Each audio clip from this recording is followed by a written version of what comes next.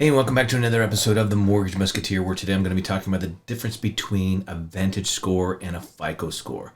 A lot of people always tell me what they think their FICO score is because they're actually looking at Credit Karma or an Experian app or some other type of credit monitoring app. But all of those do not actually show you your true FICO score. Usually they're showing you something called a Vantage score.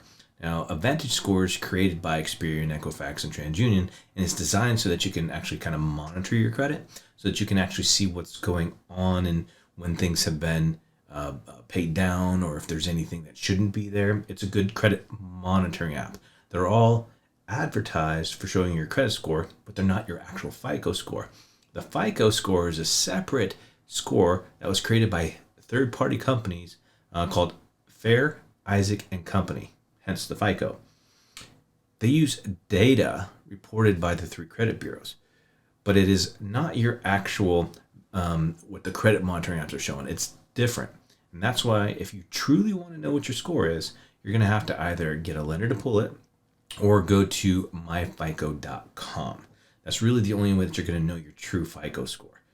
So what type of scores are there? Well, the other thing is it can vary a little bit from lender to lender because there are multiple types of scoring models. For instance, with FICO scores, there's FICO Score 2, there's FICO Score 5, Equifax Beacon 5.0, FICO Score 4, or TransUnion FICO Risk Score 04.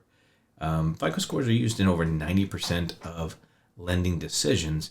And it's really kind of misleading thinking that these credit monitoring apps are going to show you what your actual scores are. So make sure that you reach out to your local lender and they will be able to help you out. If you have any questions, leave comments below. And until next time, it's all for one and one for all.